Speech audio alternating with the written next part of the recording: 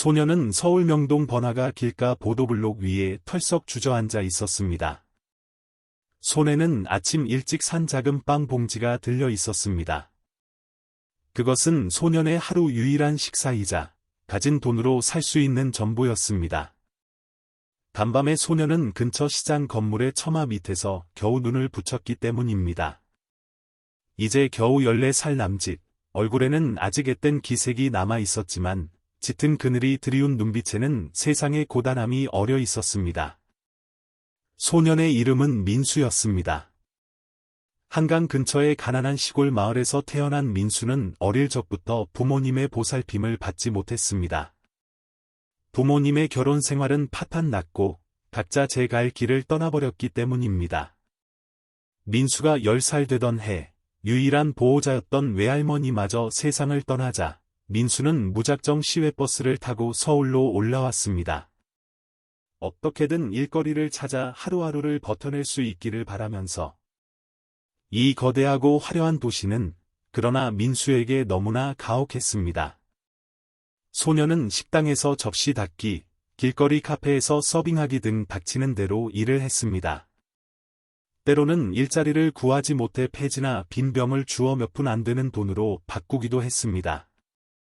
낡고 해진 옷, 다 떨어진 신발, 주머니에는 동전 몇 개가 전부였습니다.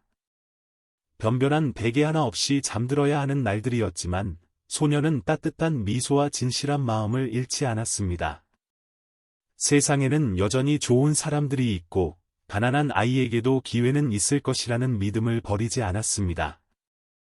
매일 아침, 민수는 혹시 관광객에게 길을 안내하거나 짐을 들어줄 일이 생길까 기대하며 도심을 배회했습니다. 그날 아침, 소녀는 공원 한쪽 구석에 멈춰 서서 빵을 먹으며 바삐 오가는 사람들을 멍하니 바라보고 있었습니다. 싸구려 소시지가 든 이미 식어버린 평범한 빵이었지만 민수에게는 자신의 전부와도 같은 소중한 것이었습니다. 빵을 몇 입 베어 물고 남은 반쪽을 점심때 먹으려고 다시 싸려던 순간 믿을 수 없는 광경이 민수의 눈에 들어왔습니다. 10여 미터 떨어진 곳, 한 여자가 나무 기둥에 위태롭게 기대서 있었습니다. 얼굴은 창백했고 몸은 금방이라도 쓰러질 듯 휘청거렸습니다. 그녀는 세련된 남색 정장 원피스에 고급스러운 재킷을 걸치고 있었습니다. 언뜻 보아도 범상치 않은 부유함과 기품이 느껴졌지만 얼굴은 새하얗게 질려 있었고 입술은 파르르 떨리고 있었습니다. 손에 든 명품 핸드백을 계속 뒤적였지만 원하는 것을 찾지 못한 듯 불안한 표정이었습니다. 수많은 사람들이 그녀 곁을 무심히 스쳐 지나갔습니다. 혹시 눈길을 주는 이가 있더라도 그것은 단순한 호기심 어린 시선일 뿐이었습니다. 여자는 손으로 배를 움켜쥐고 고통스러운 듯 얼굴을 찡그렸습니다. 배고픔 때문인지 혹은 극심한 피로 때문인지 알 수 없었습니다. 민수는 망설였습니다. 자신도 배가 고팠습니다. 남은 빵 반쪽은 소중한 점심이었습니다. 하지만 여자의 모습은 너무나 위태로워 보였습니다. 나도 배고프지만 저분은 정말 쓰러지실 것 같다. 짧은 망설임 끝에 민수는 여자에게 달려갔습니다.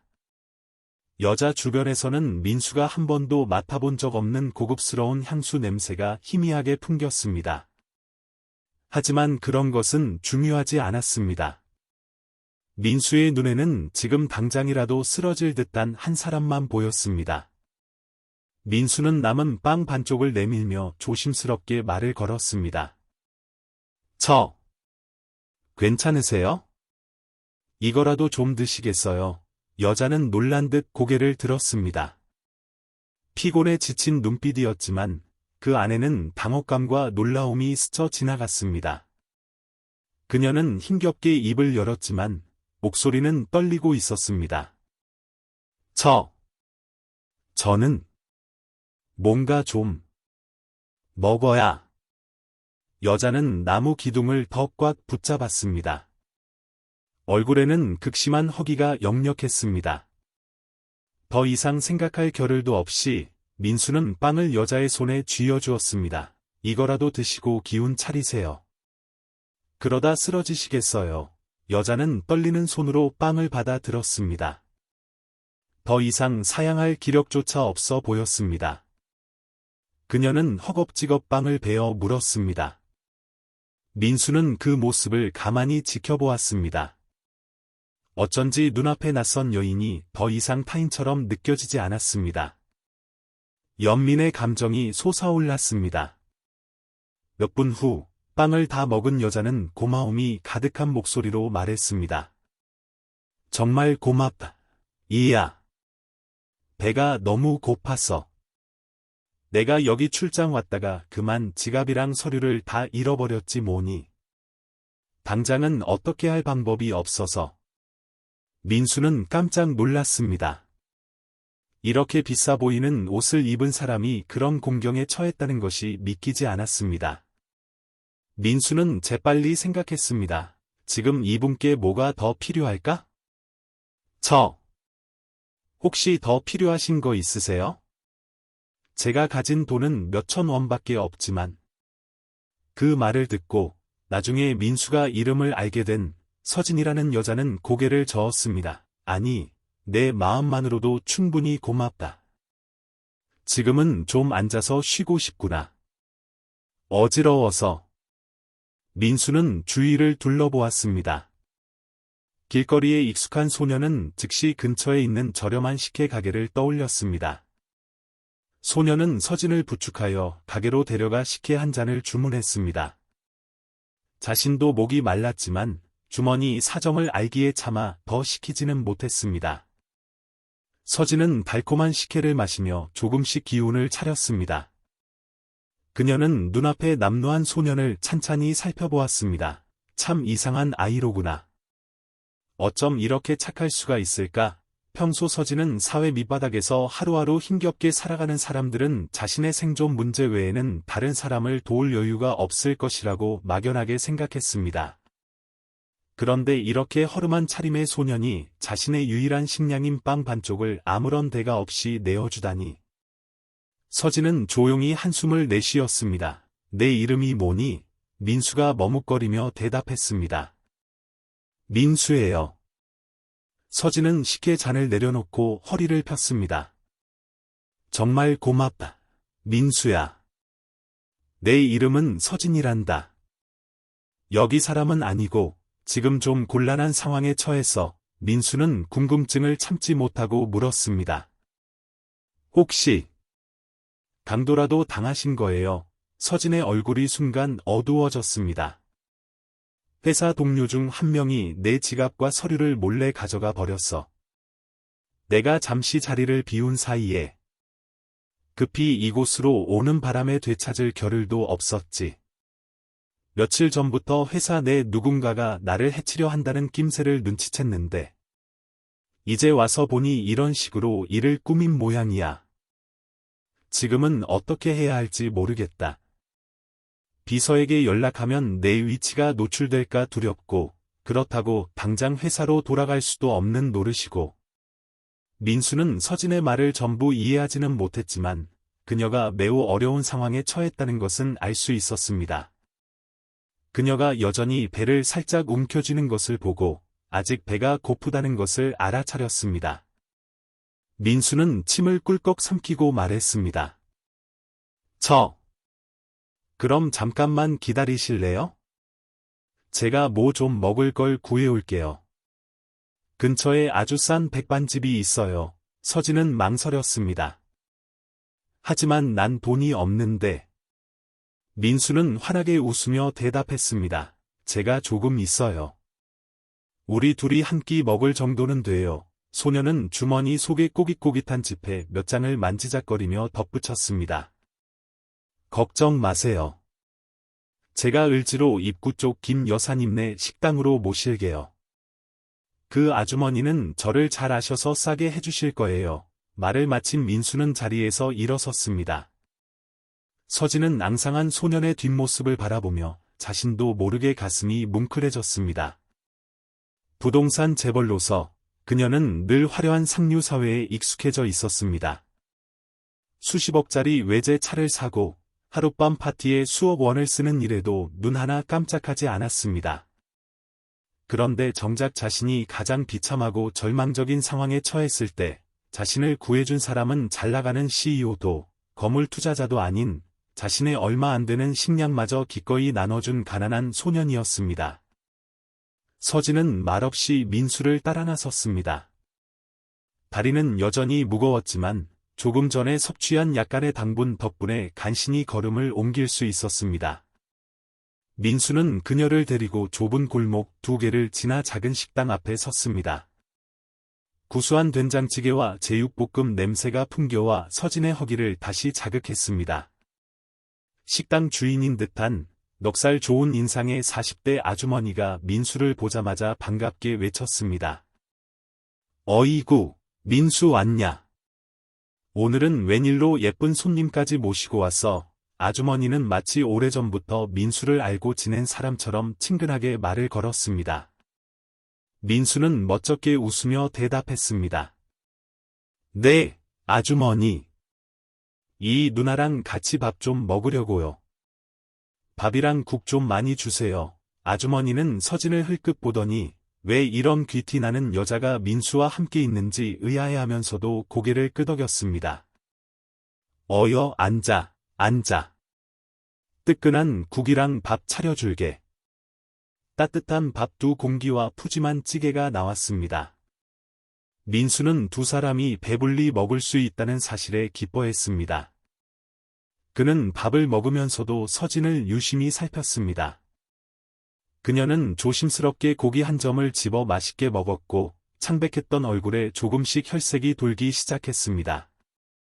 식사를 마친 후 민수는 굳이 자기가 계산하겠다며 아주머니에게 다가가 겸연쩍게 말했습니다.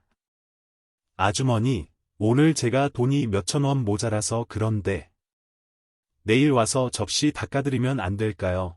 아주머니는 처음에는 그냥 가라고 하려 했지만 소년의 자존심을 지켜주고 싶은 마음에 고개를 끄덕였습니다. 그래, 알았다. 마침 일손도 필요했는데 잘 됐네. 내일 와서 좀 거들어라. 식당을 나와 다시 길거리로 나섰습니다. 시간은 벌써 정오가 가까워졌고 아스팔트 위로 뜨거운 햇살이 내리쬐고 있었습니다. 서진은 고마움이 가득한 목소리로 말했습니다. 정말 고맙다, 민수야. 이 은혜를 어떻게 갚아야 할지 모르겠구나. 민수는 손을 저으며 대답했습니다. 아니에요, 누나. 저는 가난에 익숙해서 괜찮아요. 그냥 조금 도와드린 것뿐인걸요. 서진은 소년을 바라보며 잠시 망설이다 물었습니다. 너는 밤에 어디서 자니? 민수가 머리를 극적이며 대답했습니다. 그냥 시장 처마 밑에서 자요. 가끔 돈 좀 모으면 싸구려 쪽방에서 자기도 하고요. 근데 대부분은 길에서 자요. 서진은 어린 소년이 밤마다 길 위에서 잠을 청해야 한다는 사실에 가슴이 철렁 내려앉았습니다. 뜨거운 바람이 불어와 그녀를 잠시 휘청이게 만들었습니다. 이런 상태로 길에서 계속 버틸 수는 없어. 특히 누군가 나를 찾고 있거나 감시하고 있을지도 모르는데. 서진은 결심했습니다. 민수야, 혹시 내가 불편하지 않다면 아주 싼 방을 구할 수 있는 곳을 아니? 내가 일이 해결될 때까지 잠시 함께 머물 수 있을까? 민수가 눈을 동그랗게 떴습니다. 정말이요? 하지만 방세는 어떻게요? 제일 싼 곳도 하룻밤에 최소 2만 원은 할 텐데. 서진은 입술을 깨물었습니다. 나한테 현금도 카드도 없어. 하지만 방법이 있을 거야. 그녀는 목소리를 낮춰 속삭였습니다. 내게 시간이 좀 필요해. 하루나 이틀 정도.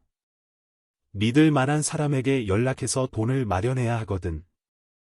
그때까지만 내가 잠시 나를 머물게 해준다면 나중에 꼭 보답할게. 민수는 잠시 망설였지만 이내 고개를 끄덕였습니다.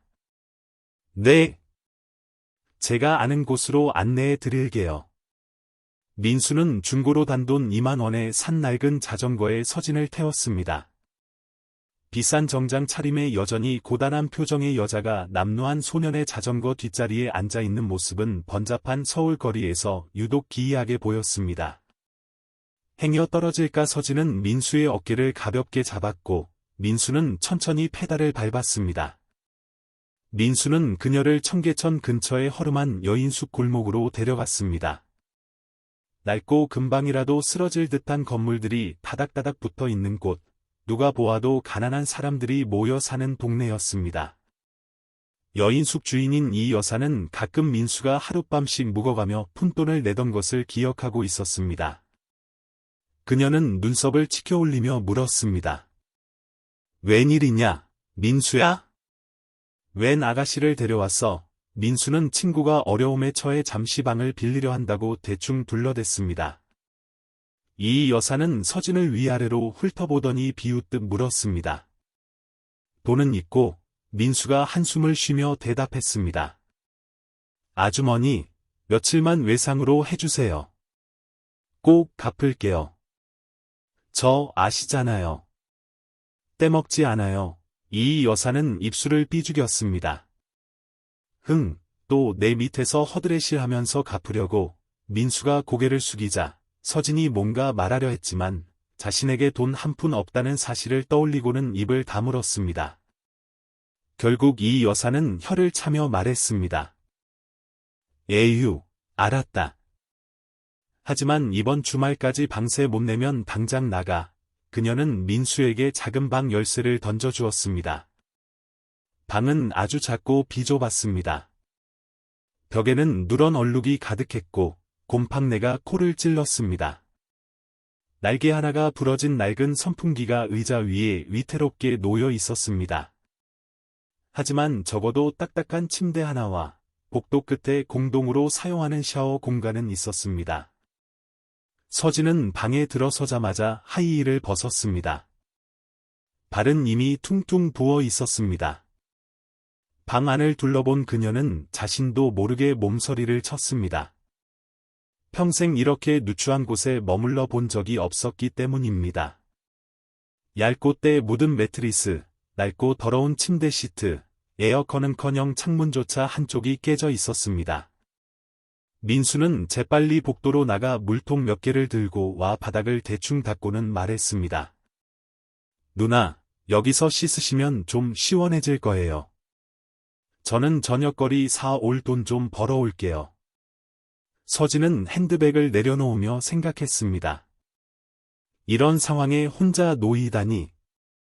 이제는 가난한 소년에게 의지해야 하는 신세가 되었구나. 순간 부끄러움이 밀려왔지만 다른 방도가 없었습니다.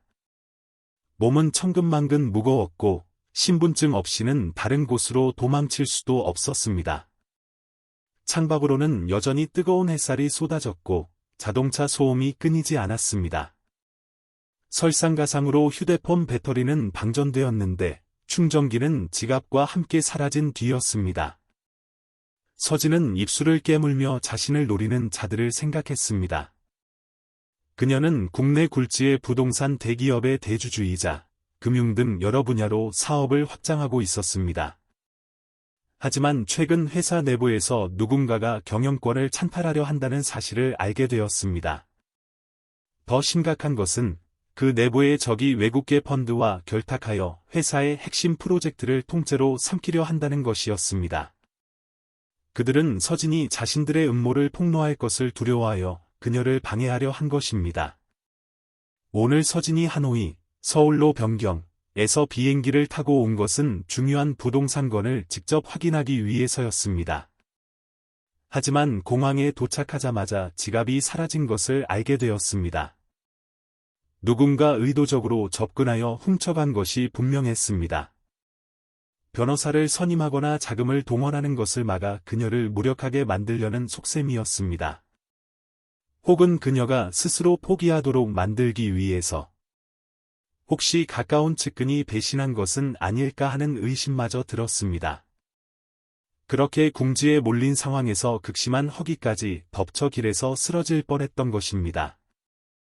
만약 민수가 빵 반쪽을 내밀지 않았다면 정말 길거리에서 의식을 잃었을지도 모릅니다.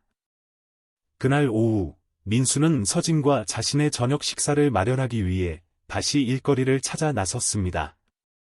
마침내 시장의 한 채소 가게에서 집 나르는 일을 도와주고 2만 원을 벌었습니다. 해질녘, 민수는 저렴한 백반 도시락 2개를 사들고 여인숙으로 돌아왔습니다. 방문을 두드리자 서진이 문을 열었습니다. 얼굴은 여전히 불안해 보였지만 아침보다는 한결 나아진 모습이었습니다. 두 사람은 울퉁불퉁한 방바닥에 앉았습니다. 서진이 조심스럽게 물었습니다. 민수야, 혹시 휴대폰 충전 좀 할 수 있을까? 꼭 연락해야 할 곳이 있어서. 민수가 잠시 생각하더니 말했습니다. 이 아래층에 사는 삼촌 아저씨가 아마 만능 충전기 가지고 계실 거예요. 만약 없으면 근처 중고폰 가게 가서 싼 거 하나 사면 되고요. 서진은 고개를 끄덕였습니다. 두 사람은 다시 말없이 식사를 했습니다. 민수는 여전히 예의 바르게 행동했고 식사가 끝나자 도시락 용기를 치웠습니다. 서진은 계속해서 민수에게 고맙다는 말을 반복했습니다. 그녀는 핸드백을 뒤져보았지만 남은 것은 약간의 개인 서류, 명함 몇 장, 그리고 배터리가 방전된 휴대폰뿐이었습니다. 그녀는 씁쓸하게 웃으며 말했습니다. 내 평생 이런 백반 도시락은 처음 먹어보는구나. 생각보다 맛있네. 민수가 웃음을 터뜨렸습니다. 누나가 운이 좋으신 거예요. 원래 김 여사님 밥이 좀 짠 편이거든요. 서진은 민수의 땀에 젖은 셔츠를 보며 물었습니다. 많이 힘들었지? 아직 어린데 이렇게 고생만 해서 어떡하니? 민수가 어깨를 으쓱하며 대답했습니다. 괜찮아요. 익숙해요. 그냥 나중에 돈 벌어서 기술이라도 배우고 싶어요. 좀 덜 힘들게 살게요. 근데 지금은 밥 먹을 돈도 빠듯한데 어떻게 배워요? 그 말을 들은 서진의 가슴이 다시 한번 먹먹해졌습니다. 그녀는 속으로 다짐했습니다. 이 아이에게 받은 은혜는 반드시 갚겠다. 식사 후, 그들은 근처 중고폰 가게에서 가장 싼 충전기 하나를 사고 아래층 삼촌 아저씨네 집에서 전기를 빌려 휴대폰을 충전했습니다. 마침내 서진의 휴대폰 전원이 켜지자 수많은 부재중 전화와 메시지 알림이 쏟아졌습니다. 그녀는 목록을 훑어보다가 개인 비서인 김 비서의 이름이 계속 뜨는 것을 확인했습니다. 전화를 걸려던 찰나, 김 비서에게서 다시 전화가 걸려왔습니다.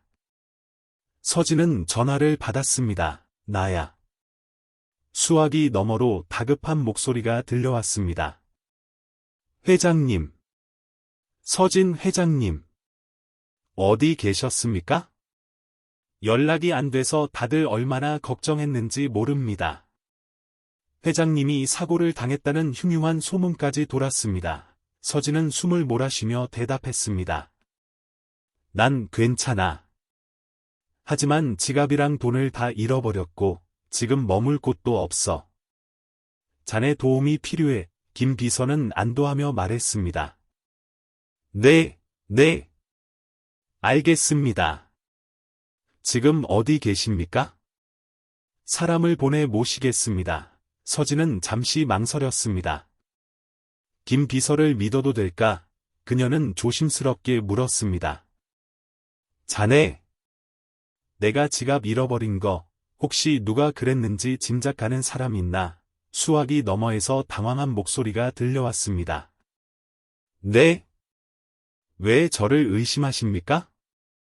저는 정말 모릅니다. 듣기로는 소매치기를 당하셨다고.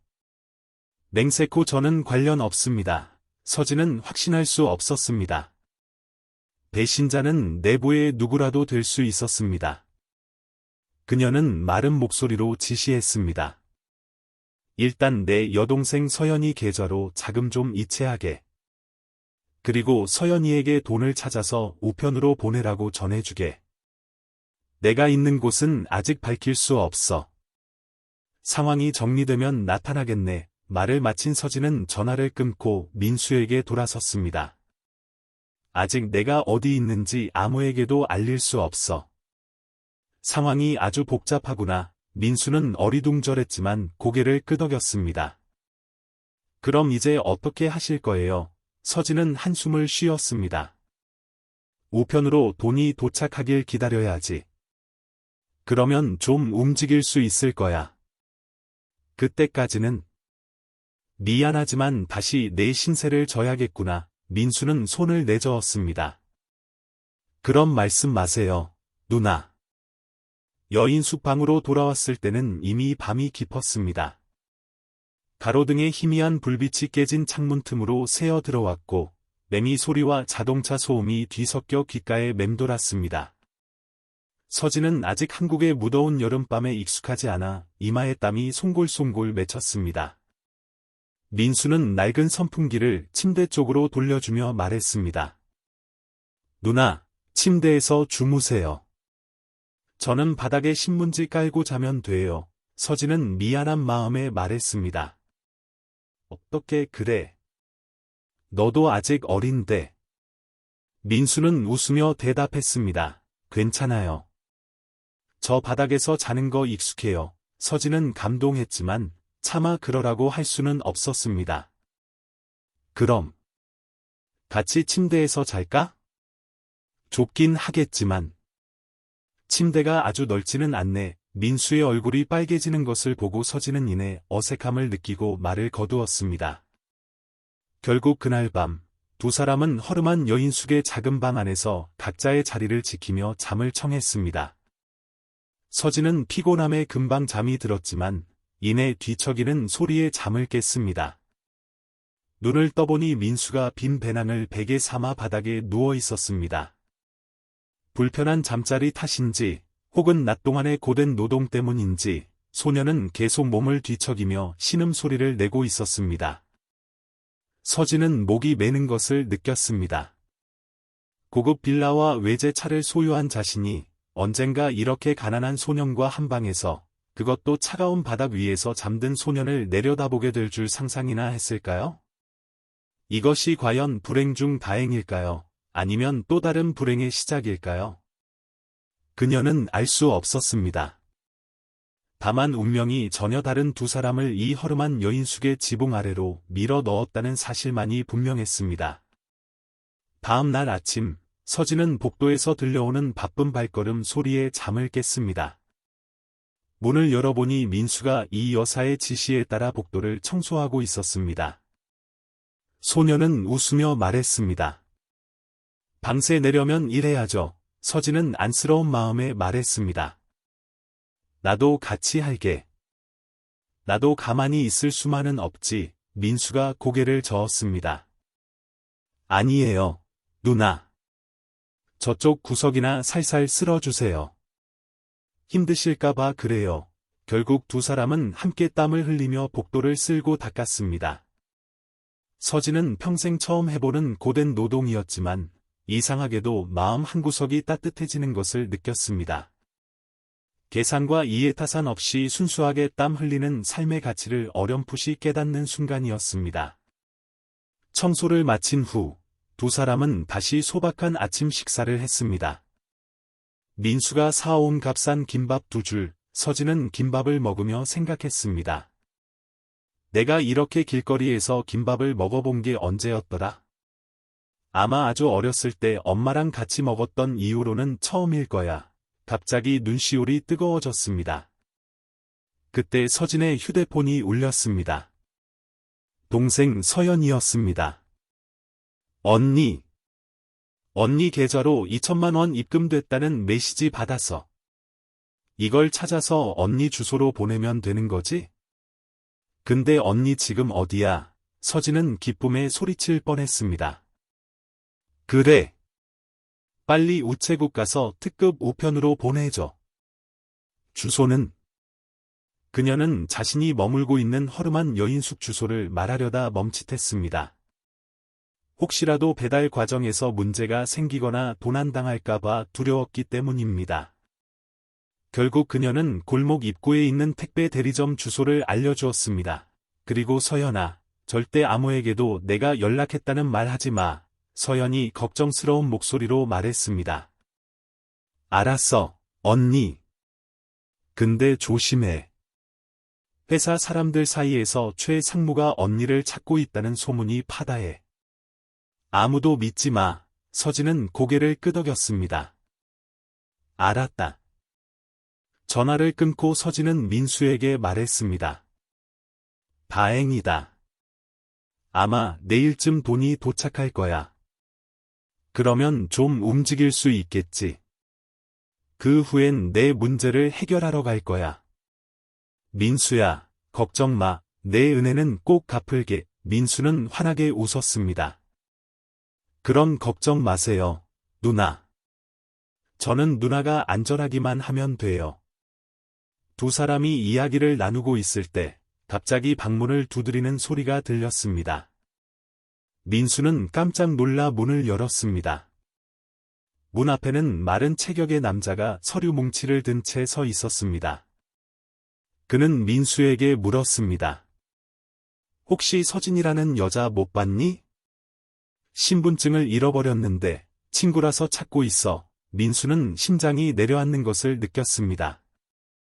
벌써 여기까지 찾아온 건가?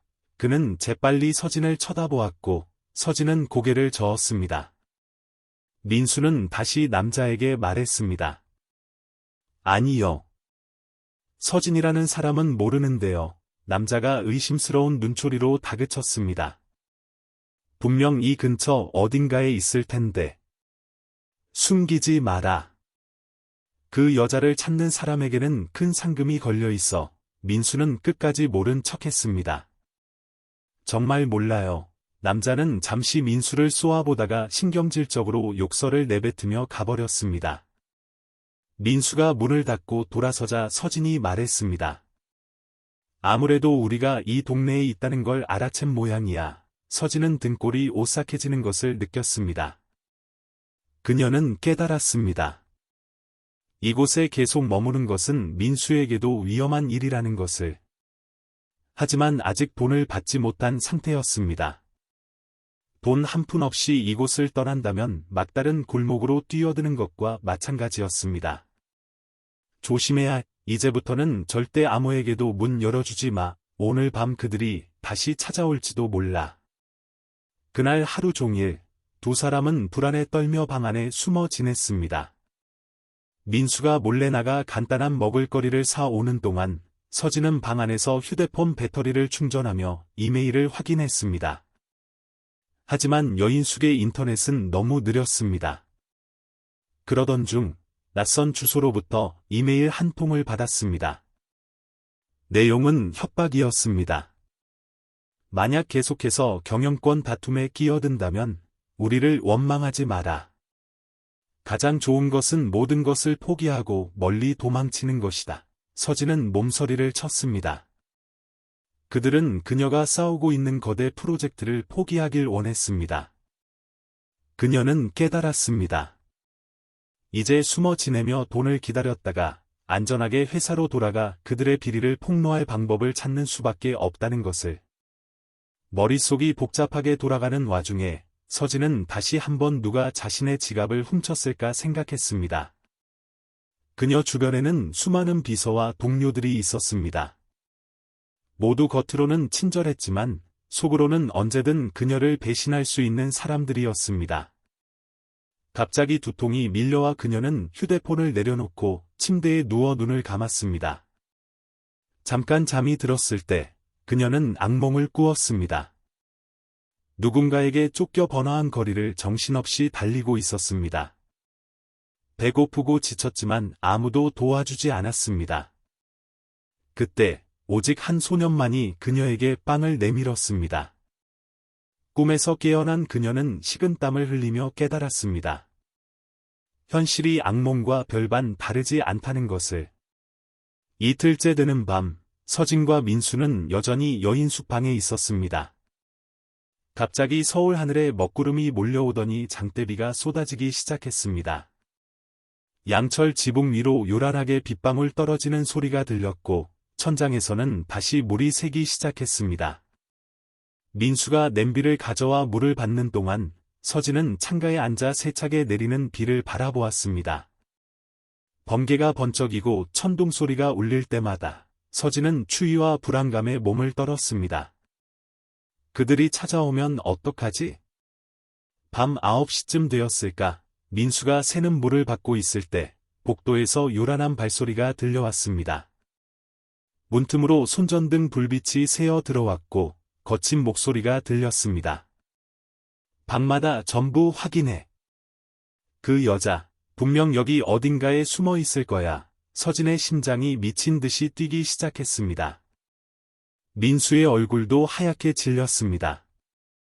두 사람은 황급히 방 안에 불을 끄고 숨을 죽였습니다. 방문은 낡은 나무 걸쇠 하나로 겨우 잠겨 있었습니다. 쿵!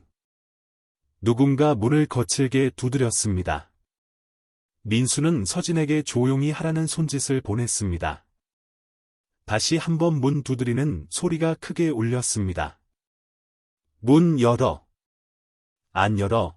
그때 이 여사의 다급한 목소리가 들려왔습니다. 아이고, 손님들. 시끄럽게 왜들 그러시오. 제가 장부 확인해 볼게요. 하지만 그들은 장부 따위에는 관심이 없는 듯했습니다. 옆방 문을 부수는 소리와 함께 비명소리가 들려왔습니다. 민수의 방이 아니라는 사실에 안도했지만 공포는 가시지 않았습니다. 잠시 후 욕설과 함께 젠장, 여기도 없잖아. 다른 방 찾아봐 하는 소리가 들렸습니다. 서진은 바닥에 납작 엎드려 벽 모퉁이에 몸을 숨겼습니다. 손에는 혹시 몰라 낡은 서랍에서 찾아낸 작은 과도를 꽉 쥐고 있었습니다.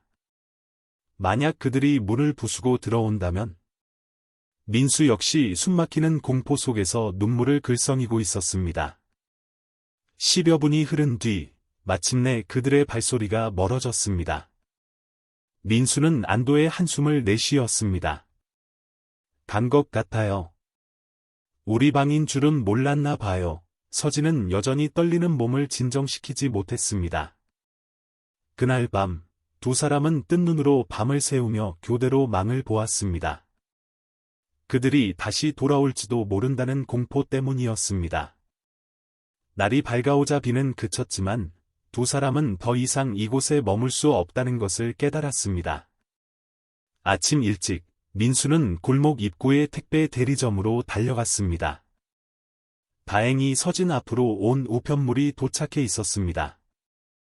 비밀번호를 말하고 우편물을 받아든 민수는 기쁨에 넘쳐 여인숙으로 달려와 소식을 전했습니다. 서진은 즉시 대리점으로 달려가 우편물을 찾았습니다. 안에는 빳빳한 현금 2천만 원이 조심스럽게 포장되어 있었습니다. 떨리는 손으로 돈을 받아든 서진은 하늘에 감사했습니다. 이제 다른 곳으로 피하거나 안전한 곳으로 몸을 숨길 수 있게 된 것입니다. 민수가 기뻐하며 말했습니다. 누나, 빨리 여기서 떠나요. 그 사람들 정말 무서워요. 하지만 서진은 민수의 손을 잡고 말했습니다. 민수야, 너도 같이 가야. 여기 혼자 두면 위험하고 나도 널 두고 갈 수 없어. 민수는 당황했습니다.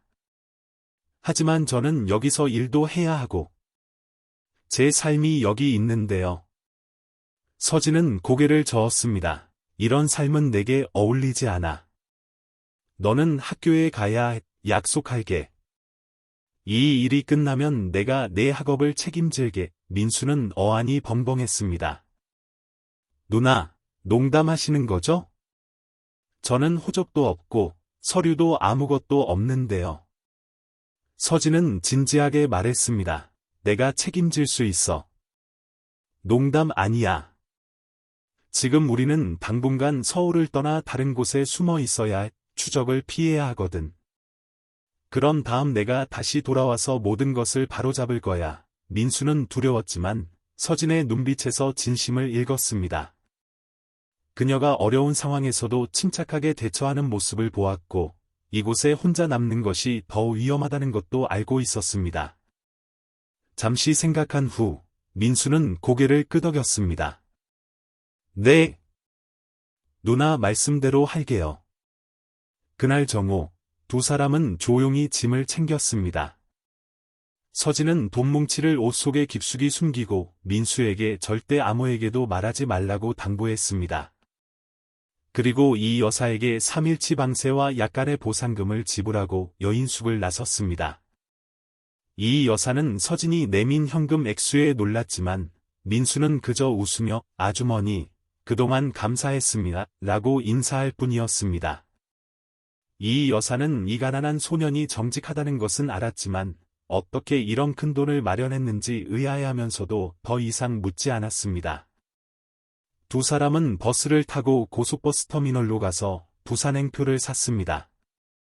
서진은 비교적 조용하고 눈에 덜 띄는 항구 도시인 부산에 아는 사람이 한 명 있다는 것을 떠올렸습니다. 비록 아주 친한 사이는 아니었지만 회사 사람들과는 관련이 없을 거라고 믿었습니다. 민수는 버스에 올라 서진 옆에 앉았습니다. 가슴이 벅차올랐습니다. 난생 처음 서울을 떠나는 것이었고 그것도 재벌 여회장과 함께였습니다. 불과 며칠 전만 해도 길에서 빵 한 조각을 나눠 먹던 사이였는데 인생이란 참으로 기묘하고 예측 불가능하다는 생각이 들었습니다. 서진은 민수의 손을 잡고 조용히 말했습니다. 고맙다, 민수야. 내 은혜는 평생 잊지 않을게. 버스는 고속도로를 달려 남쪽으로 향했습니다. 창밖으로 스쳐 지나가는 풍경을 보며 두 사람은 각자 다른 상념에 잠겼습니다. 그들의 위험하지만 희망을 향한 동행은 이제 막 시작되고 있었습니다. 2시간 남짓 달렸을까, 버스는 마침내 항구 도시 부산에 도착했습니다. 차에서 내린 서진은 짭짤한 바닷바람을 깊이 들이마셨습니다. 그녀는 어릴 적 바닷가에 작은 집을 짓고 모든 걱정을 잊고 살고 싶다는 꿈을 꾸곤 했다고 민수에게 말해주었습니다.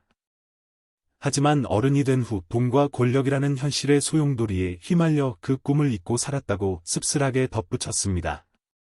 민수는 눈앞에 펼쳐진 화려한 해변 빌라들과 소박한 어촌 주택들이 어우러진 풍경을 신기한 듯 바라보았습니다. 서진은 과거 창업 초기에 약간의 자금을 지원해 주었던 강 사장이라는 사람이 운영하는 해운대 근처의 작은 민박집을 찾아갔습니다. 서진은 강 사장이 회사 내부 사정과 관련이 없을 것이라고 믿었습니다. 민박집에 도착하자 강 사장은 갑자기 나타난 서진을 보고 깜짝 놀라 물었습니다. 아니, 서진 회장님. 어쩐 일로 이렇게 누추한 곳까지. 그것도 아무 연락도 없이. 서진은 조용히 부탁했습니다. 강 사장, 아무에게도 내가 여기 왔다는 말 하지 말아주게. 며칠만 조용히 머물다 갈 생각이야. 강 사장은 눈치 빠르게 고개를 끄덕였습니다. 네, 알겠습니다. 필요하신 거 있으시면 언제든 말씀하십시오. 그렇게 서진과 민수는 비교적 깨끗하고 바다가 보이는 작은 방에 머물게 되었습니다. 그날 밤, 민수는 난생 처음 에어컨 바람을 쐬며 푹신한 침대에서 두꺼운 이불을 덮고 잠을 잤습니다. 신기하고 설레는 기분이었지만 한편으로는 자신이 겪었던 힘든 시간들이 떠올라 묘한 기분이 들었습니다. 서진은 마침내 잠시나마 안전한 곳을 찾았다는 안도감에 깊은 잠을 잘 수 있었습니다. 하지만 그녀는 이것이 끝이 아니라는 것을 잘 알고 있었습니다. 다음 날 아침, 서진은 방 발코니에 앉아 상쾌한 바닷바람을 맞으며 마음을 가다듬었습니다. 그녀는 자신의 변호사인 박 변호사에게 연락하여 비밀리에 부산으로 내려와 만나자는 약속을 잡았습니다. 회사 내의 비리를 폭로하고 자신의 권리를 되찾기 위한 계획을 세워야 했습니다. 그 사이 민수는 침대에 길게 누워 그동안 느껴보지 못했던 편안함을 만끽하고 있었습니다. 창밖으로 보이는 푸른 바다를 보며 아이처럼 신기해했습니다. 서진은 그런 민수의 모습을 보고 미소를 지으며 말했습니다. 민수야, 오늘 점심 먹고 바다에 나가볼까? 수영도 하고 조개도 줍고 민수는 벌떡 일어나 외쳤습니다. 정말요, 누나? 와. 근데 저는 수영복이 없는데요. 서진은 웃으며 고개를 끄덕였습니다. 괜찮아. 누나가 반바지 하나 사줄게. 민수는 눈을 반짝이며 환하게 웃었습니다. 네. 고맙습니다, 누나. 점심 무렵, 서진은 민수를 데리고 근처 시장에 나가 간단한 반바지와 티셔츠를 사주었습니다. 자신도 편한 옷으로 갈아입었습니다. 두 사람은 혹시라도 눈에 띌까봐 최대한 평범하게 보이려 노력했지만 여전히 어딘가 다른 분위기를 풍겼습니다. 남노한 차림의 소년과 고급스러운 분위기의 여자의 조합은 사람들의 시선을 끌었습니다. 두 사람은 작은 해물 식당에 들렀습니다. 민수는 난생 처음 새우와 오징어를 마음껏 먹었습니다. 너무 맛있어서 입가에 웃음이 떠나지 않았습니다. 소년이 즐거워하는 모습을 보며 서진의 마음도 따뜻해졌습니다. 주고받는 것이 인생이라더니 민수가 아무것도 없던 시절 자신에게 빵 반쪽을 내밀었기에 이제 자신이 조금이나마 능력이 생겨 그에게 베풀 수 있다는 사실이 기뻤습니다. 진정한 나눔은 물질의 가치가 아니라 진심 어린 태도에 있다는 것을 다시 한번 깨달았습니다. 식사를 마치고 두 사람은 바닷가로 나갔습니다. 시원한 바닷물에 발을 담근 민수는 신이 나서 소리를 질렀습니다. 서진도 오랜만에 아이처럼 웃으며 물장구를 쳤습니다. 몇 달 동안 계속되었던 극심한 긴장과 스트레스에서 벗어나 잠시나마 모든 것을 잊고 마음껏 웃을 수 있었습니다. 그 순간만큼은 마치 순수했던 어린 시절로 돌아간 듯했습니다. 늦은 오후가 되어서야 두 사람은 민박집으로 돌아왔습니다. 서진은 민수에게 먼저 방에 올라가 있으라고 하고 자신은 1층 로비에서 잠시 기다렸습니다. 박 변호사와의 약속 시간이 다가왔기 때문입니다. 저녁 6시가 거의 다 되었을 때 50대 중반쯤 되어 보이는 평범한 차림의 남자가 민박집으로 들어섰습니다. 강 사장이 그를 2층 서진의 방으로 안내했습니다. 서진은 반갑게 그를 맞았습니다. 박 변호사님. 와주셔서 감사합니다. 두 사람은 서둘러 방으로 들어가 문을 닫았습니다. 닫힌 문틈 사이로 민수는 서진이 박 변호사에게 돈 봉투를 건네는 것을 보았습니다. 아마도 변호사 수임 요거나 사건 처리를 위한 자금일 것입니다. 박 변호사는 서진에게 서류 가방 하나를 건네며 말했습니다. 회장님, 이게 제가 수집한 증거 자료입니다. 최 상무와 그 일당이 외국계 펀드에 비밀리에 회사 지분을 넘기려 한 정황 증거입니다. 만약 회장님께서 제때 돌아가지 못하시면 그들은 주주총회를 열어 회장님은 해임시키려 할 겁니다. 서진은 이를 악물었습니다. 가만히 앉아 당할 수만은 없지. 하지만 그들이 사람을 고용해서 나를 찾고 있어요. 박 변호사가 고개를 끄덕였습니다. 알고 있습니다. 일단 며칠 더 몸을 숨기십시오. 제가 최대한 거래를 막는 법적 절차를 밟겠습니다. 하지만 늦어도 2주 안에는 법원에 출두하셔야 합니다. 회장님이 없으면 그들이 모든 것을 장악하게 될 겁니다. 서진은 고개를 끄덕였습니다. 박 변호사는 그녀의 어깨를 다독이며 말했습니다. 회장님, 너무 걱정 마십시오. 아직 기회는 있습니다. 부디 몸 조심하십시오. 만남이 끝나고 서진은 박 변호사를 배웅했습니다. 마음이 무거웠습니다. 방으로 돌아오니 민수가 의자에 앉아 낡은 잡지를 넘기고 있었습니다. 하지만 눈은 다른 곳을 향해 있었습니다. 소녀는 서진에게 힘든 일이 있다는 것을 알고 있었습니다. 서진은 애써 미소를 지으며 민수를 안심시키려 했습니다. 괜찮아. 다 잘 될 거야. 목욕은 했니? 민수가 작은 목소리로 대답했습니다. 네. 소녀는 걱정스러운 표정으로 물었습니다. 누나, 그냥 빨리 돌아가시는 게 낫지 않아요? 그러다 회사를 빼앗기면 어떡해요? 서진은 한숨을 쉬었습니다. 나도 그러고 싶지. 하지만 아무런 계획 없이 돌아가면 그들이 가만히 있지 않을 거야. 깡패를 동원해서 나를 해칠지도 몰라. 그녀의 눈빛이 단호하게 빛났습니다. 하지만 다행히 박 변호사님이 증거를 확보해서 준비할 시간만 더 있다면 법정에서 모든 것을 밝힐 수 있을 거야. 민수는 고개를 끄덕였습니다. 법에 대해서는 잘 몰랐지만 세상에는 이익을 위해 다른 사람을 해치려는 나쁜 사람들이 많다는 것은 알고 있었습니다. 그저 서진 누나가 위험한 일을 당하지 않기를 바랄 뿐이었습니다. 그날 밤, 민수와 서진은 방 안에서 조용히 저녁 식사를 했습니다. 서진은 수첩을 꺼내 무언가를 열심히 적었습니다. 가끔씩 그녀는 고개를 들어 바닥에 앉아 음료수 캔을 들고 미소를 짓고 있는 소년을 바라보았습니다. 처음 만났을 때 바로 저 아이가 자신의 소중한 빵을 나눠주었지. 만약 그때 그 도움이 없었다면 자신은 정말 길에서 쓰러졌을지도 모른다고 생각했습니다. 돈으로는 결코 살 수 없는 것, 그것은 바로 대가 없는 친절이라는 것을 깨달았습니다. 그녀는 문득 생각했습니다. 만약 내가 모든 것을 되찾는다면 가장 먼저 이 아이를 제대로 학교에 보내야겠다. 바로 그때 민수가 고개를 돌려 물었습니다. 누나, 집 생각 안 나세요? 서진은 순간 멍해졌습니다. 돈을 버는데 정신없이 매달려 오느라 집이라는 개념에 대해 생각해 본 적이 거의 없었습니다.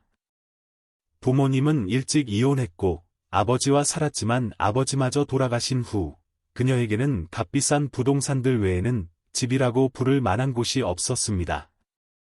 그녀는 애써 담담하게 대답했습니다. 글쎄. 아마 나겠지. 민수가 한숨을 쉬며 말했습니다. 저도 고향 생각나요. 하지만 어떻게 돌아가겠어요? 거긴 너무 가난해요. 여기서 돈 벌고 싶어요. 이야기는 더 이상 이어지지 않았고 두 사람은 각자의 상념에 잠긴 채 침묵했습니다. 일주일 후 서진은 여전히 부산에 머물고 있었습니다. 모든 것이 조용했고 아무도 그녀의 행방을 모르는 듯했습니다. 하지만 어느 날 밤 박 변호사에게서 다급한 전화가 걸려왔습니다. 회장님. 그들이 가짜 서류를 다수 만들어 법원에 제출했습니다. 소송을 예상보다 빨리 진행시키려는 속셈입니다. 아무래도 회장님께서 더 빨리 나서셔야 할 것 같습니다. 그렇지 않으면 모든 것을 잃게 됩니다. 그리고 그들이 회장님은 제거하려 할지도 모르니 각별히 조심하십시오. 서진은 온몸에 피가 차갑게 식는 것을 느꼈습니다. 고맙습니다, 변호사님. 돌아갈 준비를 하겠습니다. 전화를 끄는 서진은 민수를 불렀습니다. 민수야, 준비됐니? 아무래도 서울로 돌아가야 할 것 같아. 민수는 고개를 끄덕였지만 눈빛에는 불안감이 어렸습니다. 누나. 만약 잡히면 어떡해요? 서진은 심호흡을 하고 말했습니다. 안전한 곳을 찾아 법정 출두 날까지 기다릴 거야. 그들과 직접 대면해야 계속 숨어만 있으면 회사는 결국 악당들 손에 넘어가고 말 거야. 민수는 이해했습니다. 하지만 여전히 누나가 해를 입을까봐 두려웠습니다. 그의 마음을 읽은 듯 서진은 민수의 어깨를 다독였습니다. 박 변호사님이 경호원을 붙여주셨어. 너무 걱정 마. 민수는 가볍게 고개를 끄덕였지만 마음속은 여전히 불안했습니다. 며칠 전 여인숙에 들이닥쳤던 그 거친 남자들의 모습이 떠올랐기 때문입니다. 다음 날, 두 사람은 강 사장에게 작별 인사를 하고 부산을 떠나 서울행 버스에 올랐습니다. 서진은 새 유심칩으로 박 변호사에게 연락하여 강남의 한 고급 오피스텔에서 만나기로 약속했습니다. 그 오피스텔은 서진이 몰래 투자 목적으로 사두었던 곳으로 아직 아무에게도 알려지지 않은 안전한 장소라고 확신했습니다. 저녁 무렵 두 사람은 박 변호사가 미리 연락해 둔 부동산 중개인에게서 열쇠를 받아 오피스텔 안으로 들어섰습니다. 창밖으로 푸른 강이 내려다 보이는 조용한 공간이었습니다. 민수가 감탄하며 말했습니다. 와! 누나, 여기 정말 멋져요. 서진은 슬픈 미소를 지었습니다. 그렇지. 하지만 불과 일주일 전만 해도 이 집 주인이 갈 곳 없는 신세였다는 걸 누가 알겠니? 오피스텔은 가구가 거의 없는 텅 빈 상태였습니다. 서진은 민수에게 말했습니다. 나는 변호사님과 증인 몇 명을 만나야. 너는 절대 문 열어주지 말고 조심해서 집에 있거라. 민수가 걱정스럽게 물었습니다. 혼자 가시는 거예요? 위험할 텐데. 서진은 미소를 지었습니다. 경호원이 함께 갈 거야. 민수는 이해했지만 불안한 마음은 가시지 않았습니다. 잠시 후 서진은 어두운 색 재킷을 걸치고 모자를 눌러쓴 채 최대한 눈에 띄지 않으려 애쓰며 집을 나섰습니다. 민수는 엘리베이터를 타고 내려가는 그녀의 뒷모습을 보며 그녀가 무사히 돌아오기를 간절히 기도했습니다. 예상대로 그날 밤늦게까지 서진은 돌아오지 않았습니다. 민수는 초조한 마음에 방 안을 서성였습니다. 자정이 거의 다 되었을 때 현관문을 두드리는 소리가 들렸습니다. 민수야. 문 열어. 민수는 황급히 문을 열었습니다. 서진이 지친 모습으로 비틀거리며 들어섰습니다. 입술은 바짝 말라 있었고 얼굴은 해숙했습니다. 그녀는 모자를 벗어 던지고 소파에 털썩 주저앉았습니다. 생각보다 상황이 더 복잡해. 그들이 돈으로 많은 사람을 매수했더구나. 3일 뒤에 법정에 나가야. 민수는 그녀 곁에 앉았습니다. 그럼 법정에 가시면 되잖아요. 증거도 있으니까. 서진은 고개를 끄덕였습니다. 맞아. 하지만 그들이 법정 출두 전에 나를 해치려 할 거야. 오늘 오는 길에도 오토바이가 나를 칠 뻔했어. 다행히 경호원이 막아줬지만 그녀는 팔을 쓰다듬었습니다. 옷 속으로 긁힌 상처가 보였습니다. 민수가 경악했습니다. 누나. 다치셨어요. 서진은 고개를 저었습니다. 괜찮아. 그냥 살짝 긁힌 거야. 그리고는 민수를 바라보며 부드러운 눈빛으로 말했습니다. 민수야, 누나는 꼭 이겨낼 거야.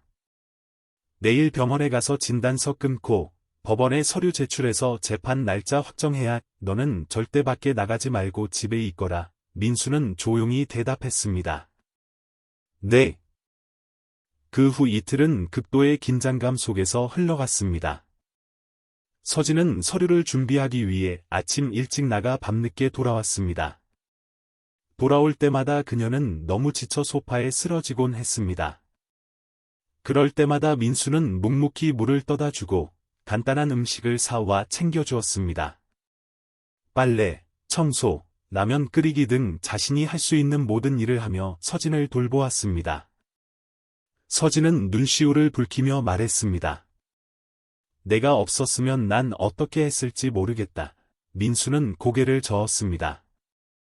누나가 없었으면 저는 아직도 길거리에 있었을 거예요. 어느새 두 사람은 서로에게 없어서는 안 될 존재, 마치 진짜 가족처럼 끈끈하게 연결되어 있었습니다. 마침내 법정 출두일 아침이 밝았습니다. 서진은 검은색 정장을 단정하게 차려입었습니다. 얼굴은 긴장했지만 눈빛에는 결연한 의지가 담겨 있었습니다. 민수도 낡았지만 깨끗하게 닦은 구두에 색바랜 셔츠와 바지를 입었습니다. 소녀는 기어코 서진을 따라가겠다고 고집을 부렸습니다. 누나가 정의를 되찾는 걸 보고 싶어요. 서진은 결국 고개를 끄덕였습니다. 그래, 같이 가자. 하지만 넌 재판정 밖에서 기다려야. 괜히 엮이면 안 되니까. 두 사람은 박 변호사와 함께 차를 타고 법원으로 향했습니다. 법원 앞은 이미 많은 사람들로 북적였고 그 중에는 험악한 인상의 남자들도 섞여 있었습니다. 몇몇이 서진을 보고 달려들려 했지만 경호원들에게 가로막혔습니다. 반대편에는 최 상무와 그의 수하들도 모습을 드러냈습니다. 최 상무의 차가운 눈빛이 서진에게 꽂혔습니다. 서진은 심장이 거세게 뛰는 것을 느꼈지만 애써 태연한 척하며 경호원들의 호의를 받으며 법정 안으로 들어섰습니다. 팽팽한 긴장감 속에 재판이 시작되었습니다. 최 상무 측은 서진이 해외의 회사 지분을 매각했으며 행방불명 상태이므로 경영권을 박탈해야 한다고 주장하며 위조된 서류들을 증거로 제출했습니다.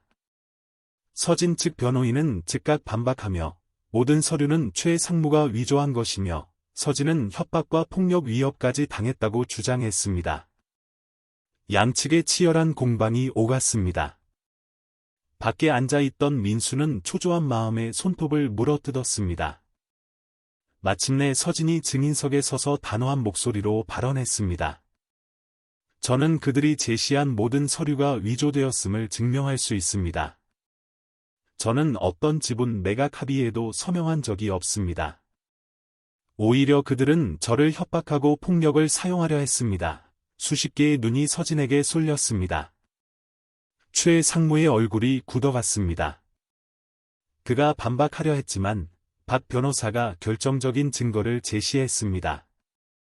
바로 최 상무가 깡패 두목과 통화하며 서진에게 본때를 보여주라고 지시하는 내용이 담긴 녹음 파일이었습니다. 법정은 순식간에 정적에 휩싸였고 최 상무의 이마에는 식은땀이 흘렀습니다.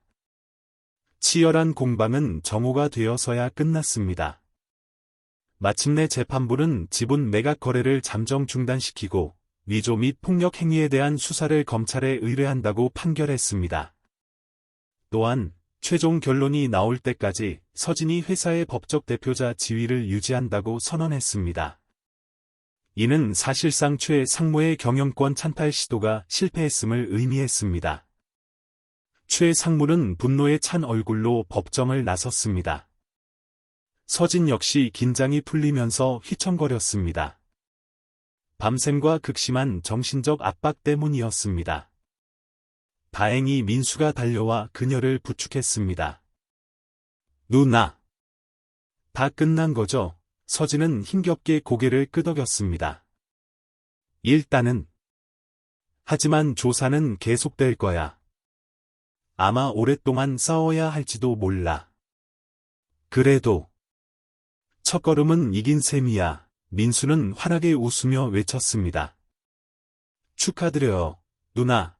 박 변호사도 다가와 축하 인사를 건넸습니다. 아직 할 일이 많지만 이제 그들도 함부로 움직이지는 못할 겁니다. 법원이 개입했으니까요. 박 변호사와 작별 인사를 한 후 서진은 민수의 부축을 받으며 법원 계단을 내려왔습니다. 정오의 햇살은 눈부셨고 서진의 마음은 한결 가벼워졌습니다. 민수는 서진의 눈가에 눈물이 맺힌 것을 보았습니다. 누나, 우세요. 서진은 웃으며 대답했습니다. 기뻐서 우는 거야. 하지만 기쁨도 잠시 주차장으로 향하는 두 사람 앞을 건장한 청년 3명이 가로막았습니다. 한 명이 거만하게 말했습니다. 조용히 살고 싶으면 더 이상 까불지 마시지. 백록 프로젝트, 당장 포기해. 알았어. 서진이 무시하고 돌아서려 하자 다른 한 명이 소리쳤습니다. 어딜 가. 그리고는 몽둥이를 휘둘렀습니다. 다행히 민수가 누나, 피해요. 라고 외쳤고 서진은 간신히 피했지만 계단턱에 걸려 넘어지고 말았습니다. 3명이 달려들자 민수는 맨몸으로 서진 앞을 가로막으며 소리쳤습니다. 누나 건드리지 마. 그들은 민수를 밀쳐 넘어뜨리고 다시 서진에게 몽둥이를 휘두르려 했습니다. 바로 그때 법원 경비원과 경찰 몇 명이 달려와 상황을 제지했습니다. 사람 치면 안 돼. 3명은 당황하여 도망치기 시작했고 경찰이 뒤쫓아 한 명을 붙잡았습니다. 나머지 2명은 달아났습니다. 서진은 온몸을 떨고 있었고 민수가 그녀를 부축했습니다. 누나, 괜찮으세요? 서진은 눈물을 닦으며 고개를 저었습니다. 괜찮아. 내 덕분이야.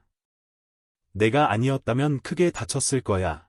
경찰은 현장 조사를 하고 법원 관계자는 심각성을 인지하고 관할 경찰서에 협조 수사를 요청하겠다고 약속했습니다. 서진은 적들이 여전히 포기하지 않고 수단과 방법을 가리지 않는다는 사실을 다시 한번 깨달았습니다. 오피스텔로 돌아온 서진과 민수는 모두 넋이 나간 상태였습니다. 서진은 옷을 갈아입고 소파에 누워 지친 눈을 감았습니다. 민수는 그녀의 창백한 얼굴을 보고 물수건을 가져와 이마에 올려주었습니다. 잠시 후 서진이 눈을 떴습니다. 민수야. 너 정말 대단하다. 죽는 게 두렵지도 않았니? 민수는 멋쩍게 웃었습니다. 저도 무서웠죠. 하지만 누나가 다치는 걸 볼 수는 없었어요. 서진은 민수의 손을 잡았습니다. 내가 내게 빚을 졌구나. 오래전 빵 한 조각 빚뿐만 아니라 내 목숨까지 빚졌어. 민수가 고개를 저었습니다. 그런 말씀 마세요, 누나. 저는 누나가 안전하고 회사 되찾아서 저 학교 보내주시면 그걸로 돼요. 서진은 감동했습니다. 물론이지. 약속은 꼭 지킬게. 내일 당장 내게 필요한 물건들 사주고 서류 문제도 알아볼게. 혹시 주민등록증이나 호적 같은 거 남아있는 거 있니? 민수가 슬픈 표정으로 대답했습니다. 아니요. 다 잃어버렸어요. 서진이 고개를 끄덕였습니다. 그럼 방법을 찾아야겠구나. 혹시 내가 너를 입양하거나 다른 확인 절차를 밟을 수 있는지 알아봐야겠다. 민수가 깜짝 놀랐습니다. 입양이요. 서진이 미소를 지었습니다. 그래. 내가 괜찮다면 이제부터 우리는 가족이 되는 거야. 너는 더 이상 혼자 떠돌아다니지 않아도 돼. 민수의 눈에 눈물이 그렁그렁 맺혔습니다. 누나. 농담하시는 거 아니죠? 저는 감히 그런 꿈도 못 꿔봤어요. 서진은 진지하게 말했습니다. 진심이야. 나도 가족이 없고 너도 없잖니. 우리 서로 의지하며 살아가자. 민수는 왈칵 눈물을 쏟으며 서진 앞에 무릎을 꿇고 그녀를 껴안았습니다. 누나. 으엉엉. 그 후 며칠 동안 서진은 변호사와 함께 법적 절차를 진행하는 동시에 민수를 입양하기 위한 서류 준비에 바빴습니다. 민수는 오피스텔에 머물며 서진을 도왔습니다. 다행히 법원 앞에서의 폭력 사건 이후 최 상무 일당의 움직임은 잠잠해졌습니다. 아마도 법의 개입을 두려워하게 된 듯했습니다. 어느 날 저녁, 서진이 세탁기를 돌리고 있을 때 민수가 거실에서 다급하게 외쳤습니다. 누나. 이것 좀 보세요. 서진이 달려가 보니 TV 경제 뉴스에서 부동산 대기업의 지분 횡령 사건 속보가 나오고 있었습니다. 경찰이 최 상무를 증거인멸 및 주가 조작, 폭력 교사 혐의 등으로 긴급 체포하여 조사 중이라는 내용이었습니다. 서진은 입을 다물지 못했습니다. 바로 그때 박 변호사에게서 전화가 왔습니다. 축하드립니다, 회장님. 제가 결정적인 증거들을 경찰에 넘겼고 방금 체포 영장이 발부되었습니다. 서진은 환하게 웃었습니다. 정말 다 끝난 거군요. 민수가 펄쩍펄쩍 뛰며 환호했습니다.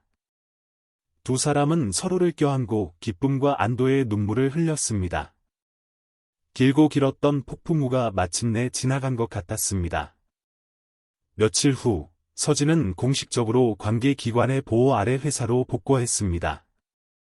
과거 최 상무에게 줄을 섰던 많은 직원들이 이제 그녀 앞에서 고개를 숙이고 용서를 빌었습니다. 서진은 능숙하게 업무를 처리하며 회사를 정상화시켰고 그 과정에서 최 상무 일당의 추가적인 비리까지 밝혀냈습니다. 임시 주주총회에서 서진은 투명 경영을 선언하고 과거의 부패 세력을 일소하겠다고 밝혔고 주주들은 열렬한 박수로 화답했습니다. 회사의 주가는 다시 상승하기 시작했습니다. 모든 것을 잃을 뻔했던 그녀는 다시 한번 당당하게 재기에 성공한 것입니다. 주말 저녁, 서진은 오피스텔로 돌아왔습니다. 민수는 이미 집안을 깔끔하게 청소하고 저녁 식사까지 차려놓았습니다. 소녀는 신이 나서 자랑했습니다. 누나, 오늘 제가 김치찌개랑 계란말이 했어요. 한번 드셔보세요. 서진은 민수를 따뜻하게 안아주었습니다. 정말 대단하다. 우리 민수. 누나도 좋은 소식이 있어. 법원에서 임시로 너를 내 양자로 인정하는 절차를 마쳤단다. 정식 서류가 나올 때까지는 시간이 좀 걸리겠지만 민수는 기쁨의 눈물을 글썽였습니다. 그럼 이제 제가 정말 누나 아들이에요. 서진은 고개를 끄덕였습니다. 그래. 우리는 이제 가족이야. 민수는 다시 한번 서진을 힘껏 껴안았습니다. 두 사람은 눈물을 흘렸습니다. 거실 한쪽의 TV는 여전히 켜져 있었지만 두 사람은 더 이상 화면에 신경 쓰지 않았습니다. 지금 이 순간의 행복만으로도 충분했기 때문입니다. 시간이 흘러 삶은 점차 안정을 되찾았습니다. 서진은 민수를 야간 학교에 등록시켜 배움의 기회를 주었습니다. 오랫동안 학교를 쉬었지만 민수는 성실하게 공부하여 금방 과정을 따라잡았습니다.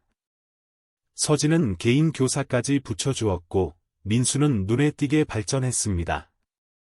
매일 학교에서 돌아와 시험 점수를 자랑하는 민수를 보며 서진은 흐뭇한 미소를 감추지 못했습니다. 가끔 민수는 회사에 와서 차를 타거나 서류를 정리하는 등 가벼운 일을 도우며 사무실 환경을 익혔습니다. 소녀는 마치 새로운 세계의 문이 열리는 듯한 기분을 느꼈습니다. 길거리에서 폐지를 줍던 시절과는 완전히 다른 삶이었습니다. 몇 달 후, 어느 날 오후, 서진은 민수에게 함께 차를 타고 가자고 했습니다. 서울 중심가의 호화로운 빌딩 앞에 도착하자 민수는 긴장했습니다. 또 무슨 일이 생긴 것은 아닐까? 서진은 민수를 데리고 엘리베이터를 타고 최고층으로 올라갔습니다. 문이 열리자 눈부시게 아름다운 인테리어의 펜트하우스가 나타났습니다. 서진이 불을 켜자 부드러운 조명이 온 집안을 감쌌습니다. 민수야, 여기가 우리의 새 집이야. 민수는 할 말을 잃었습니다. 우리의 집이요? 서진이 고개를 끄덕였습니다. 그래. 내가 가지고 있던 오래된 부동산 하나를 처분하고 여기로 이사하기로 결정했어. 내가 학교 다니기에도 더 편할 거야. 민수가 더듬거리며 말했습니다. 하지만 저는 그냥 비 피할 곳만 있어도 충분한데요. 서진은 민수의 머리를 쓰다듬으며 말했습니다. 너는 더 좋은 것을 누릴 자격이 있어. 잊지 마, 너는 내가 가진 유일한 빵 한 조각을 나눠주었던 아이야. 나도 내가 가진 가장 좋은 것들을 너와 나누고 싶어. 그 말에 민수는 다시 눈시울이 붉어졌습니다. 소녀는 길가 보도블록 위에서 서진에게 빵 반쪽을 내밀던 순간을 떠올렸습니다. 그리고 지금 그는 호화로운 펜트하우스에 서 있었습니다. 진심으로 마음을 열고 사랑을 나누었을 때 인생은 정말로 기적처럼 변할 수 있다는 것을 깨달았습니다. 시간은 계속 흘렀고 민수는 여전히 자신이 꿈을 꾸고 있는 것은 아닌지 의심하곤 했습니다. 매일 아침 일찍 일어나 아파트 단지를 조깅하고 서진과 함께 아침 식사를 한 후 학교에 갔습니다. 서진은 회사로 출근했고 저녁이면 돌아와 민수와 함께 저녁을 먹거나 숙제를 봐주었습니다. 바쁠 때는 음식을 시켜 먹기도 했습니다. 주말이면 함께 영화를 보거나 공원을 산책했습니다. 어느 날 저녁, 소파에 앉아 있던 민수가 문득 물었습니다. 누나. 그럼 누나는 진짜 재벌이신 거죠? 서진이 웃으며 대답했습니다. 글쎄, 돈이 좀 있긴 하지. 회사도 잘 되고 있고. 하지만 내가 가장 행복하다고 느끼는 건 바로 내가 내 곁에 있다는 거야. 내가 가장 힘들었을 때 빵 한 조각을 나눠준 아이. 자, 그럼 누가 더 부자일까? 난 잘 모르겠는데, 민수는 얼굴을 붉혔습니다. 누나, 자꾸 놀리지 마세요. 서진은 민수의 어깨를 두드리며 낮은 목소리로 말했습니다. 민수야, 그거 아니? 진정한 부자는 따뜻한 마음을 가진 사람이란다. 예전에는 돈이 모든 것을 결정한다고 생각했지. 하지만 너를 만나고 나서야 깨달았어. 진정한 가치는 돈으로 살 수 없는 진심 어린 마음에 있다는 것을. 민수는 고개를 숙이며 조용히 말했습니다. 저는 그냥 양심에 따라 행동했을 뿐이에요. 서진이 고개를 끄덕였습니다. 그래. 그리고 그 덕분에 내 인생이 바뀐 거란다. 민수가 고등학교 졸업 시험을 볼 나이가 되었을 때 서진은 모든 법적 절차를 마무리하여 민수를 정식으로 입양했습니다. 민수는 공립고등학교에 합격했고 결과는 간신히 합격선이었지만 서진은 감격의 눈물을 흘리며 민수를 데리고 고급 레스토랑에서 축하 파티를 열었습니다. 민수가 쭈뼛거리자 서진은 격려했습니다. 너는 좋은 대우를 받을 자격이 있어. 두려워하지 마. 시간이 지나면서 민수는 점차 서진과 함께 공식적인 행사에 참석하는 것에 익숙해졌지만 그의 순수하고 겸손한 마음은 변하지 않았습니다. 그동안 최상무 일당은 법의 심판을 받았고 서진의 회사는 더욱 건실하게 성장했습니다. 많은 사람들이 용기와 정의감, 그리고 따뜻한 마음을 가진 서진을 존경했습니다. 서진은 또한 노숙 아동들을 돕기 위한 자선재단을 설립했습니다. 과거 민수와 같은 처지에 있는 아이들이 세상에 얼마나 많은지 누구보다 잘 알았기 때문입니다. 시간은 빠르게 흘러 민수는 대학에 입학했습니다. 그는 훗날 양어머니인 서진을 돕기 위해 경제학을 전공으로 선택했습니다. 방학 때면 민수는 서진과 함께 고향 시골 마을을 찾아갔습니다. 허물어져 가던 외할머니의 집을 깨끗하게 수리하고 할머니의 산소에 향을 피웠습니다. 마을 사람들은 깜짝 놀랐습니다. 남로했던 민수가 이제 번듯한 대학생이 되어 그것도 고급 차를 타고 카리스마 넘치는 여회장과 함께 나타났기 때문입니다. 사람들은 민수가 어떻게 갑자기 이렇게 변했는지 궁금해했지만 그저 좋은 후원자를 만났으리라 짐작할 뿐 오래전 길모퉁이에서 빵 한 조각으로 시작된 그들의 특별한 인연에 대해서는 아는 이가 거의 없었습니다. 어느 날 민수가 서진에게 물었습니다. 누나, 예전에는 외롭게 사셨다고 했잖아요. 그럼 지금은 어떠세요? 서진이 대답했습니다. 내가 생긴 후로는 세상이 훨씬 따뜻하게 느껴진단다. 너는 나의 가족이니까. 그 말을 들은 민수는 환하게 웃었습니다. 그럼 우리 둘 다 더 이상 외롭지 않네요. 그들의 여정은 정말 기적과 같았습니다. 빵 한 조각으로 시작되어 피보다 진한 가족의 연으로 맺어졌습니다. 훗날 이 이야기가 알려지면서 많은 기자들이 인터뷰를 요청했지만 서진은 그저 웃으며 말했습니다. 이것은 저희의 개인적인 이야기입니다. 하지만 한 가지 말씀드리고 싶은 것은 때로는 아주 작은 선행 하나가 두 사람의 운명을 완전히 바꿀 수도 있다는 것입니다. 민수 역시 친구들에게 이렇게 말하곤 했습니다. 어려움에 처한 사람을 만나면 돕는 것을 망설이지 마. 우리가 주는 것보다 더 큰 것을 받게 될지도 모르니까. 그로부터 6년 후 민수는 우수한 성적으로 대학을 졸업했습니다. 그는 서진이 운영하는 회사에 입사하여 프로젝트 기획팀에서 일을 시작했습니다. 그는 빠르게 업무를 익혔고 성실함을 인정받아 동료들의 신임을 얻었습니다. 민수가 팀장으로 승진하던 날, 서진은 친한 협력사 대표 몇 명을 초대하여 작은 축하 파티를 열었습니다. 많은 사람들 앞에서 서진은 와인잔을 들고 눈을 반짝이며 말했습니다. 여러분께 한 가지 이야기를 들려드리고 싶습니다. 몇 년 전, 저는 모든 것을 잃고 절망의 나락에 떨어졌었습니다. 사업과 목숨까지 위협받는 상황이었죠. 그때, 길거리에서 굶주려 쓰러지기 직전이었던 저에게 한 가난한 소년이 자신의 유일한 식량이었던 빵 반쪽을 내밀었습니다. 만약 그 아이가 없었다면 저는 분명 재기하지 못했을 겁니다.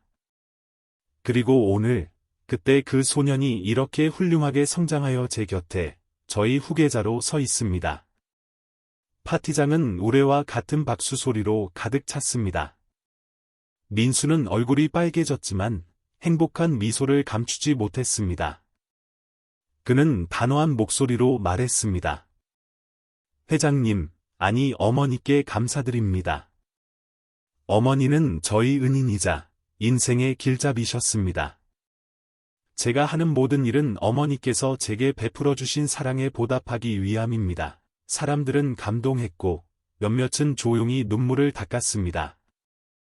그리고 서진은 수많은 사람들 앞에서 민수를 따뜻하게 안아주었습니다. 마치 어머니가 아들을 안아주듯이. 그 모습을 지켜보던 중년의 손님 몇몇은 감탄하며 말했습니다. 정말 착하게 살면 복을 받는다더니 진심으로 베푼 것은 반드시 돌아오는 법이야. 다음 날 파티가 끝나고 집으로 돌아온 민수는 펜트하우스 발코니에 서서 반짝이는 서울의 야경을 내려다보고 있었습니다. 서진이 조용히 다가와 그의 곁에 섰습니다. 무슨 생각하니? 민수가 미소를 지으며 대답했습니다. 예전에 길바닥에 앉아서 이렇게 도시를 바라볼 때는 참 서럽다는 생각만 들었는데 지금 여기서 이렇게 보니 너무 낯설어요. 서진이 고개를 끄덕였습니다. 그때 내가 나에게 나눠준 빵 한 조각이 우리의 인생을 이렇게 연결했구나. 그녀는 말을 이었습니다. 사실 내가 나에게 희망을 주었고 나 역시 진정한 사랑의 의미를 배웠단다. 돈이 전부가 아니라는 것을. 예전에는 내가 모든 것을 살 수 있다고 오만하게 생각했지. 하지만 굶주림 속에서 깨달았어. 진정한 가치는 내가 아무것도 없을 때 기꺼이 자신의 것을 나눠주는 사람에게 있다는 것을. 강가에서 시원한 바람이 불어왔습니다. 민수가 고개를 들어 말했습니다. 어머니, 감사합니다. 그리고 돌아가신 저희 할머니께서 늘 하시던 말씀이 생각나요. 어둠을 저주하기보다 작은 촛불 하나를 켜는 것이 낫다. 제가 했던 일이 바로 그것이었고 어머니께서 제게 해주신 일도 바로 그것이었다고 생각해요. 서진은 자랑스러운 눈빛으로 민수를 바라보았습니다. 그 후로 몇 년이 더 흘렀고 사람들은 가난한 소년이 재벌 여회장에게 빵 한 조각을 나눠주었던 그 감동적인 이야기를 오랫동안 기억하고 이야기했습니다. 어떤 이는 여회장이 운이 좋았다고 말했고 다른 이는 소년이야말로 진정한 행운아라고 반박했습니다. 하지만 사실 행운은 두 사람 모두에게 속한 것이었습니다. 그들은 가장 절망적인 순간에 서로를 발견했고 진심 어린 마음으로 연결되었기 때문입니다. 그때 그 작은 빵 한 조각은 절망의 벼랑 끝에 서 있던 한 영혼을 구원하는 동시에 한 소년의 인생을 찬란하게 밝혀주는 인연의 끈이 되었습니다. 이 이야기는 선행은 결코 헛되지 않다는 사실을 분명하게 증명합니다. 사랑의 씨앗 하나를 뿌리면 행복이라는 거대한 들판을 수확할 수도 있다는 것을 보여줍니다. 결국 그들은 진정한 가족으로 행복하게 살았습니다. 서진은 여전히 부유했지만 더 이상 외롭지 않았고 민수는 성공했지만 여전히 소박하고 진실한 마음을 간직했습니다. 그것이야말로 시간이 흘러도 변치 않는 진정한 가치일 것입니다. 누군가 물을 때마다 민수는 이렇게 대답하곤 했습니다. 어머니께서 늘 말씀하셨어요. 진심으로 베푼 것은 하늘이 몇 배로 돌려주신다고요. 그리고 그것은 사실이었습니다. 오래전 소년은 빵 반쪽을 내밀었을 뿐이지만 이제 그는 사랑과 지식, 그리고 밝은 미래를 얻었습니다. 인과응보라는 말 외에 다른 설명이 필요할까요? 만약 이 이야기가 당신의 마음에 작은 울림을 주었다면 이 이야기를 주변 사람들과 나눠주세요. 어쩌면 세상 어딘가에 비슷한 어려움을 겪고 있는 사람들이 이 이야기를 통해 작은 희망을 발견할지도 모릅니다. 어쩌면 누군가가 낯선 이에게 빵 한 조각 나누어 주기를 망설이고 있을 때 이 이야기를 떠올리고 용기를 낼지도 모릅니다. 시장이 반찬이라는 말처럼 배고플 때 먹는 한 조각은 배부를 때 먹는 한 상보다 더 값지다는 것을 기억하십시오. 그리고 오래된 노래 가사처럼 세상살이 속에는 따뜻한 마음 하나 필요하다는 것을 잊지 마십시오. 아주 작은 선행 하나가 세상을 얼마나 따뜻하게 만들 수 있는지 모릅니다. 그러니 가능하다면 당신의 마음속에 작은 사랑을 품고 기꺼이 나누어 주십시오. 당신의 그 작은 행동이 당신 혹은 누군가의 인생을 행복과 기적으로 가득 채우는 새로운 장으로 이끌지 아무도 예측할 수 없기 때문입니다. 이제 민수와 서진은 그들의 따뜻한 보금자리에서 평온한 나날을 보내고 있습니다. 가끔 그날을 떠올리며 웃곤 합니다. 우리는 빵 한 조각으로 만났지만 정말 기적 같은 여정을 함께 만들었네요. 그리고 그들은 믿습니다. 세상 어딘가에는 여전히 비슷한 이야기들이 일어나고 있을 것이라고. 왜냐하면 선한 마음은 어디에나 존재하며 우리가 마음을 열고 받아들일 준비만 되어 있다면 언제든 만날 수 있기 때문입니다. 마치 메마른 대지를 적시는 단비처럼 굶주린 배를 채워주었던 단 하나의 빵 조각이 두 사람의 운명을 이어주었고 마침내 행복의 눈물로 아름다운 결실을 맺었습니다. 이 여정을 지켜본 모든 이들의 가슴속에 오랫동안 따뜻한 감동으로 남아있을 것입니다.